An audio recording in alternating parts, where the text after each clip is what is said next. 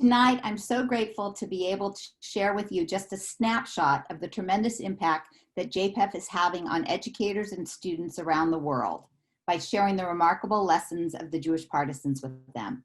Last year, I had the good fortune of visiting a middle school classroom at the Helios School in Sunnyvale, California, to see an incredible multidisciplinary project that the students had done with partisan biographies created using JPEF's resources.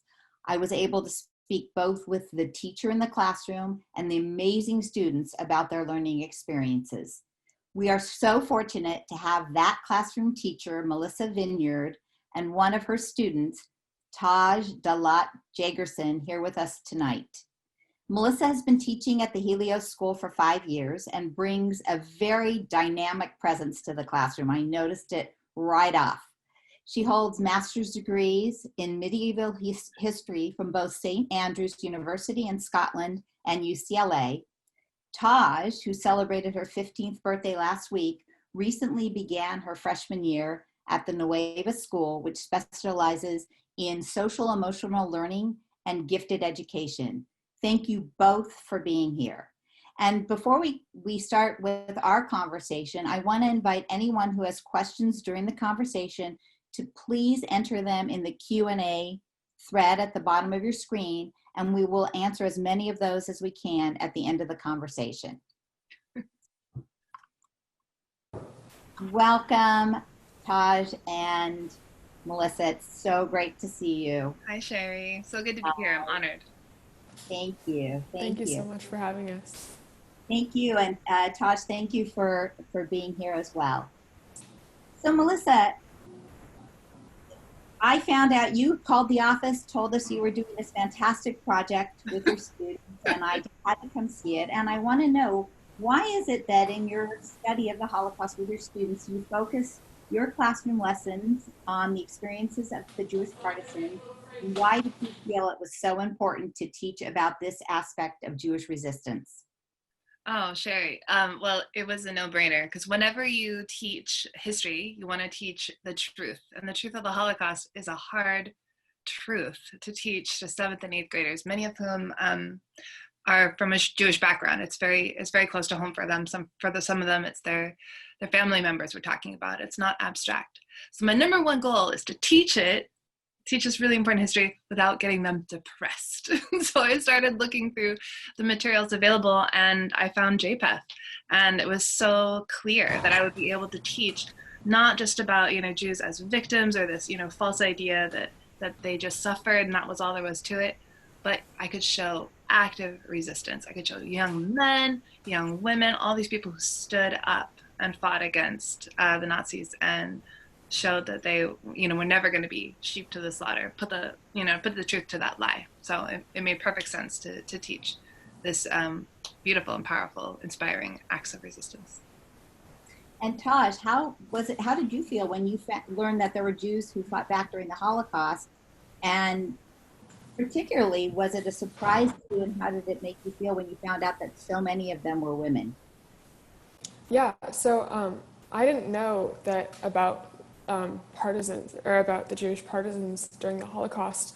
And the more I learned about them, the more I thought that it was crazy that the world didn't know and celebrate and appreciate that. And so when I learned about this, I was completely shocked on one hand, and just kind of because of the amazement that someone could do, or convey such bravery, and just even to a more intense scale when I found out that a lot of them were women, because during that time it wouldn't be a woman's job or the norm to step up and use violence and stand up in that way. So yeah, I was just incredibly surprised, and then inspired, and yes, shocked, and then it made me really happy. Thank you.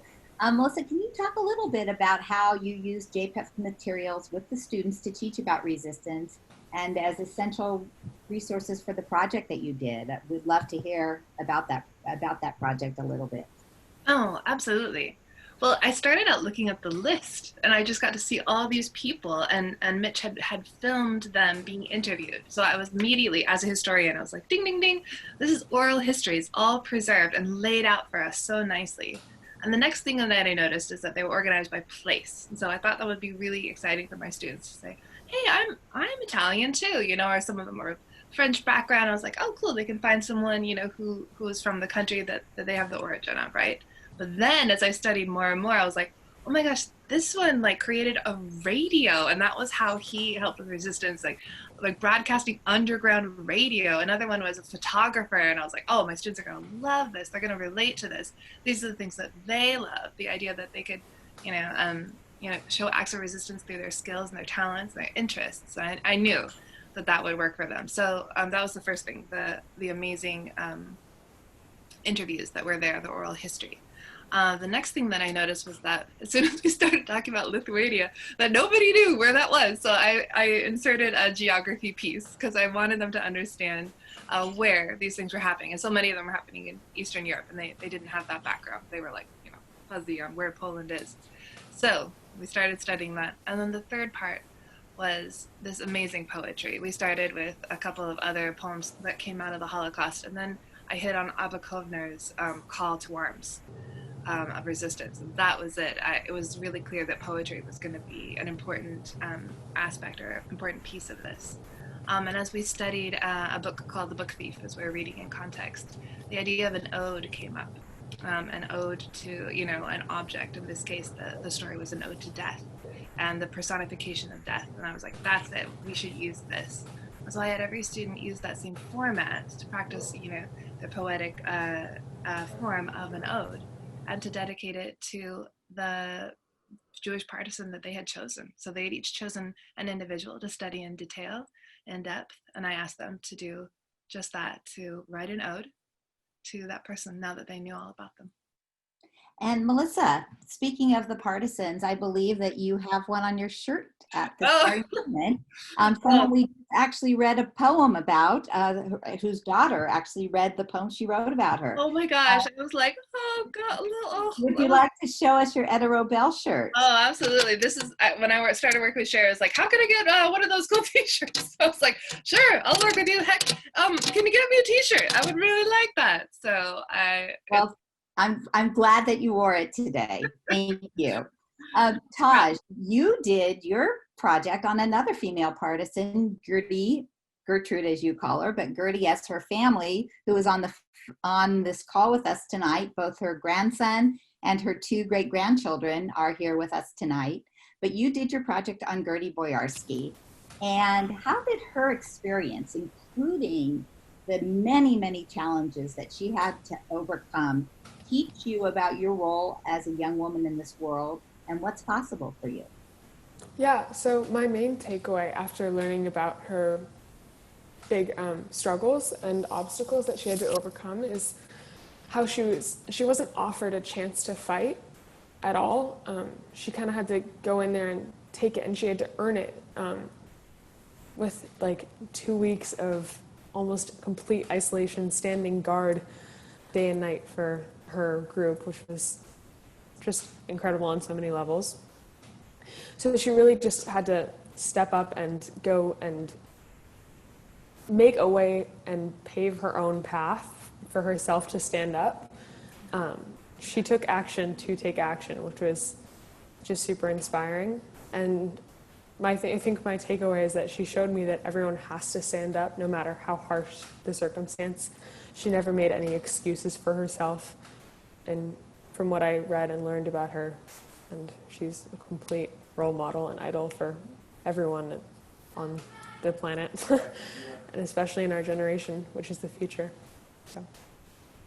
So we've talked with both of you about the fact that so many of the Jewish partisans were teens themselves, and they had to take extraordinary action during really unimaginable circumstances. And I'd love to hear from both of you.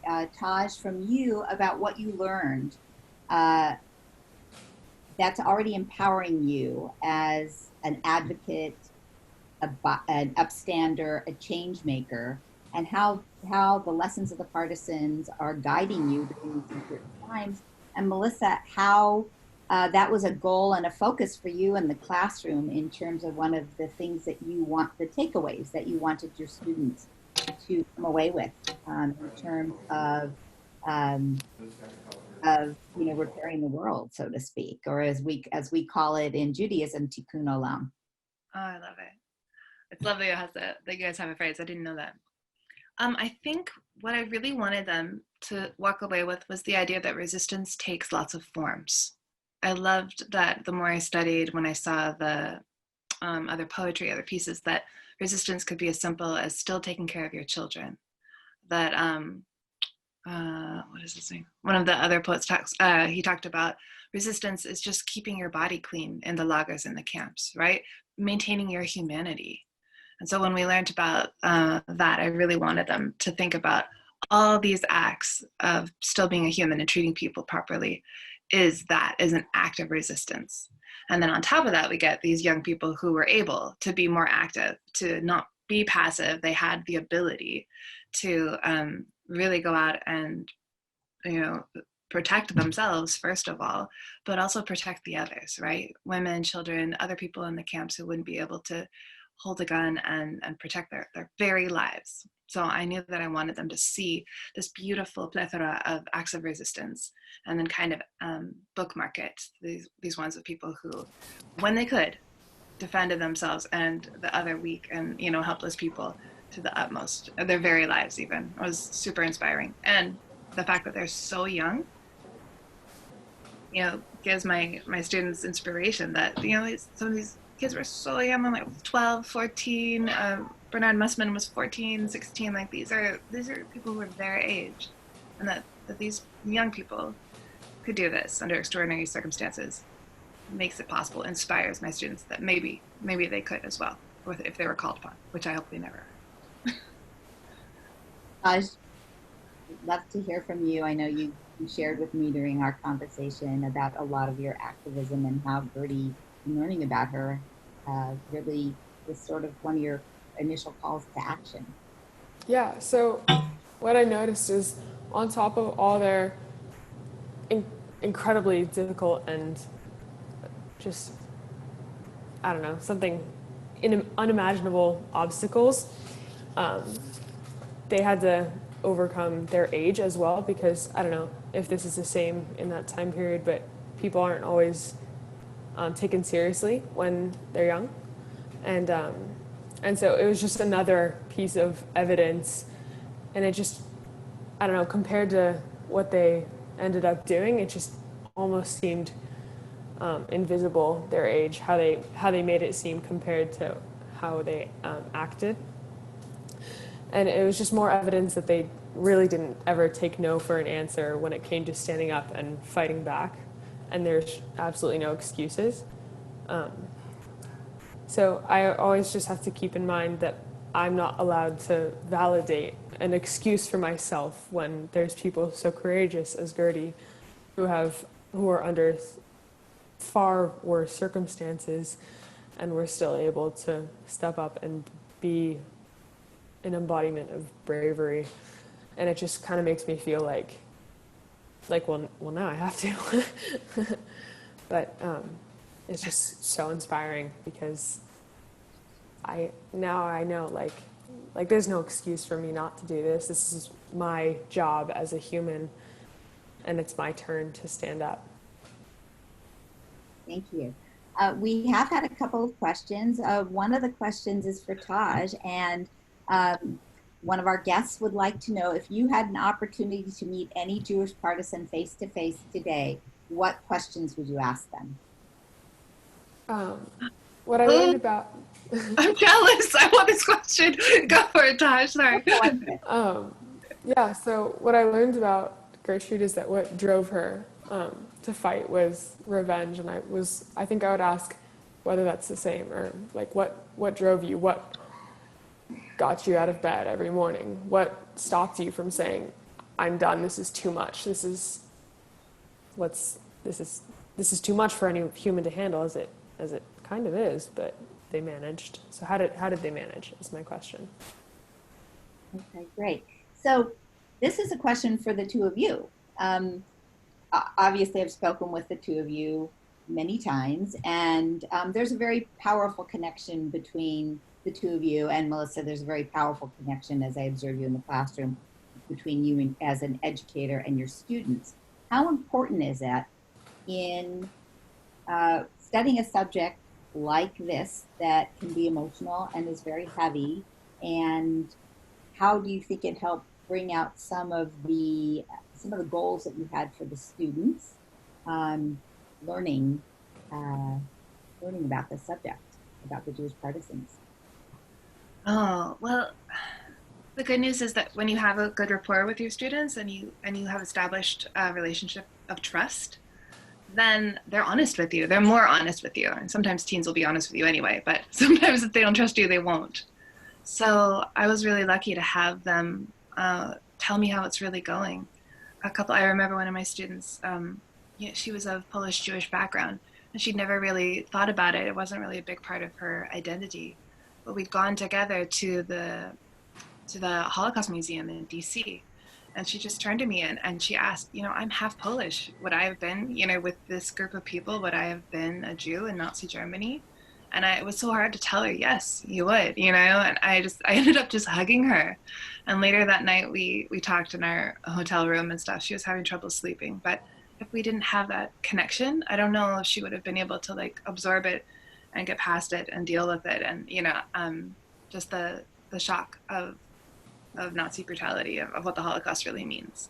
And I was so glad to be able to be there and support her. And so it's those kinds of relationships that enable you to be there at night when someone's crying, or, reach out to your student and their family when they're trying to reconcile their own family history with something as inhumane as the Holocaust. Taj, do you have anything you'd like to add or any last minute thoughts before we wrap up? And I do want to let you know, Taj, that the Boyarsky family just sent a note through the chat line thanking you for honoring their grandmother and great-grandmother by focusing on her life in your partisan biography project. Thank you. She's an incredible person. How could the world should know about her, I think. And thank you to JPEF for helping the world know about her.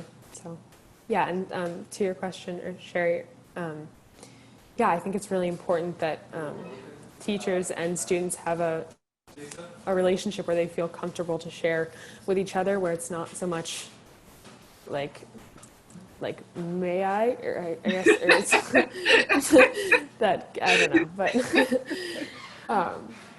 no, I think it's important because I need to, if I want to ask a question or if I want to learn something on a deeper level, I've always felt comfortable asking Melissa, and she's super open, and I think the best part about being in Melissa's class is she knows if I accidentally say, you may have noticed, I'm not very articulate with my words, and Melissa usually understands what I'm saying, and sometimes I say things that could accidentally be offensive or rude, and Melissa's there to know that I'm well-intentioned, or that she knows what I mean, and she'll help me correct it for the future, rather than kind of taking it and silently judging me for the rest of our interactions. And I think that's super amazing because I will always feel super comfortable around her, and I think that's really important in a student-teacher relationship. Thank you both so much for sharing your thoughts and your experiences, learning and teaching about the Jewish partisans with everybody this evening. It was wonderful. I'm sure we could continue this conversation for 40 minutes because there's so much that you both have to say. Taj, I would love if it would be possible for us to send your poem and your biography of Gertie that you did to her family. Of course. So I'll get that from Melissa. And thank you both again so much. Melissa, thank you for teaching this important subject about the Jewish partisans and about Jewish resistance, making it front and center in your student study of the Holocaust. And Taj, thank you for your passion in learning about Gertie and about Jewish resistance and the partisans. And with that, I will turn it back over to Mitch Braff. Take it away, Mitch.